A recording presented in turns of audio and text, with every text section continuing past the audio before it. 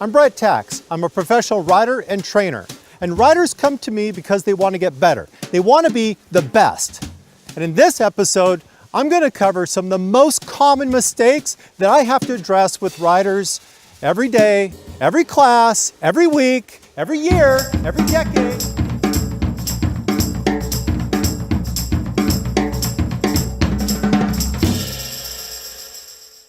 Without debate, the most common question I get from riders is how much they should air down the tires. And my answer is almost universally, don't air down the tires. What riders don't understand, the mistake they make, is that these motorcycles are very heavy, and when we're carrying heavy loads, that also means we're taking heavy impact. We need the air in the tires to protect the rim. When we air down too much, we risk bending the rim or gaining a pinch flat. I'm not saying tire pressures aren't important. They are important. And in extreme situations, changing tire pressure can be to your advantage.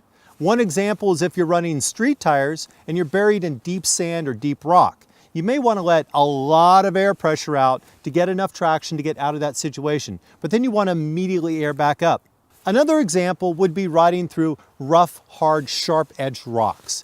If your tires are overinflated, they won't absorb the impact and your front tire will deflect more than it needs to. But you still need to make sure you don't air down so much that you risk denting your rim, bending the rim, or getting a pinch flat. So on hard packed trails or gravel roads, just leave the same pressures on that you run on the street.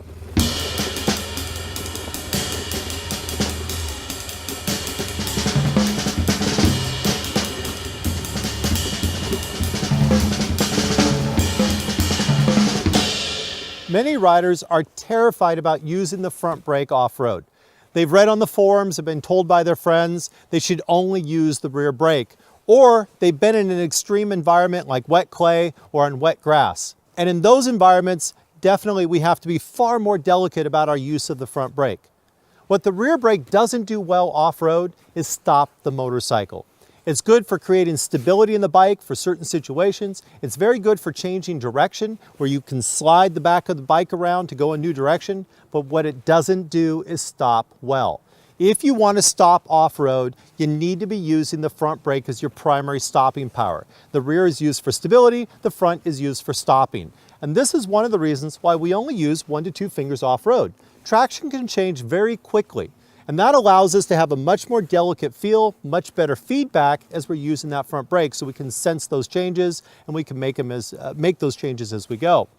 So off-road, use both brakes and make sure the front brake is doing the real stopping.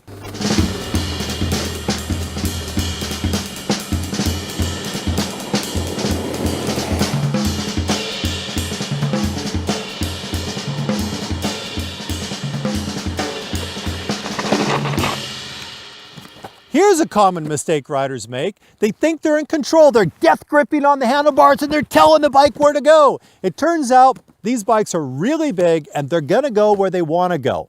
That's what rake and trail and all those other things that are built into the bike are for. It's to make the bike go where it needs to go. So loosen up, don't hold on so tightly. It turns out when we reach around the grip, all we're trying to do is close those outer 2 fingers against the thumb so the grip is loose to the inside. If the front wheel catches something and deflects, you just want to make sure if it catches you off guard that your hand moves with the controls. That's why we're closing the loop. The fingers here that are controlling the clutch and the 2 fingers here against the front brake, those are the ones that are doing the job. So loosen up a little and don't hold on so tight.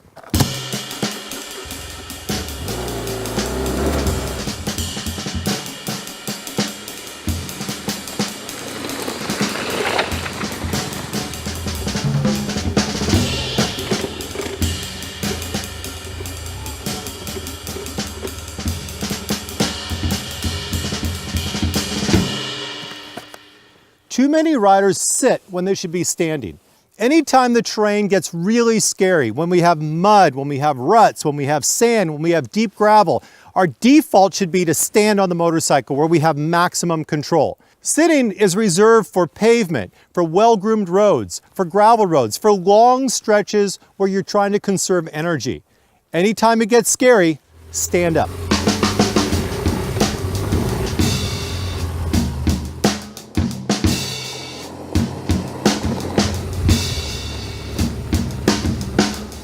There are times when sitting is a really good or even the best option for riding, but there is a proper way to sit.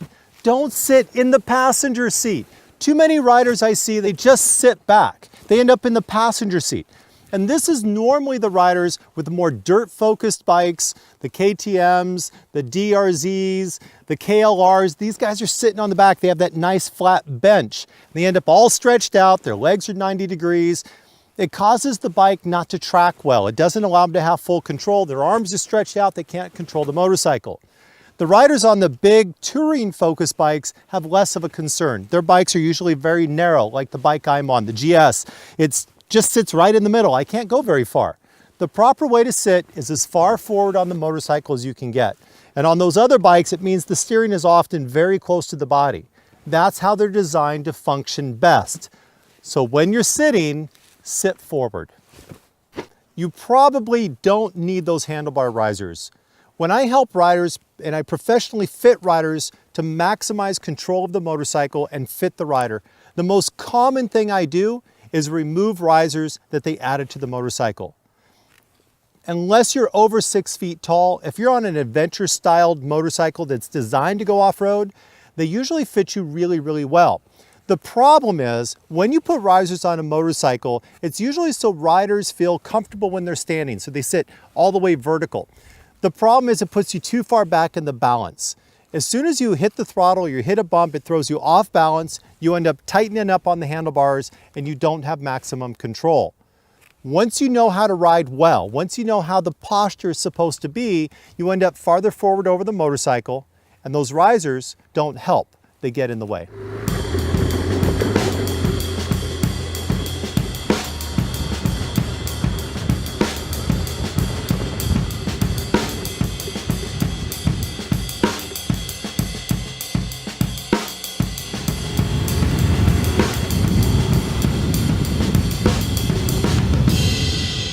Limited vision is one of the most common critical mistakes riders make. And I'm not talking about obstructed vision like fog. I'm talking about rider-induced obstructed vision.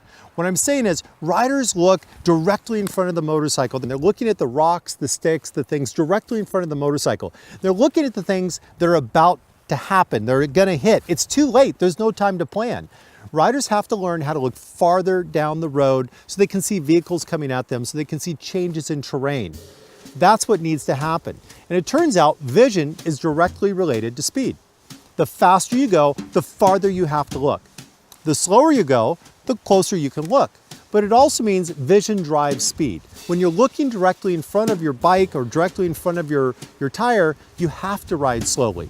There isn't time to plan or react. So get your eyes up and look down the road.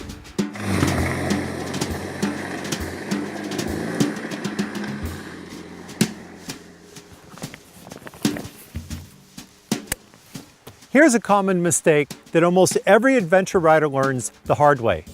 They bring too much stuff. We pack our bikes up and we have so much stuff we can't move around on the bike. That can actually make things dangerous. We have so much stuff that the bike gets so heavy that if it tips over, we can't stand it back up. Learn to pack light. Take half of the stuff that you think you need and leave it behind. Then take the half that's left over and cut that in half. That's what you need to have.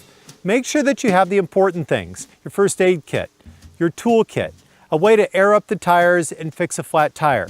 Make sure you have a way to stay dry and a way to stay warm. That's what you really need.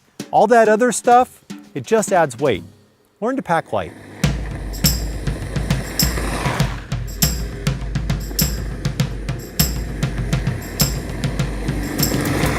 And finally, here's a major mistake that none of the riders that attend training with me ever make.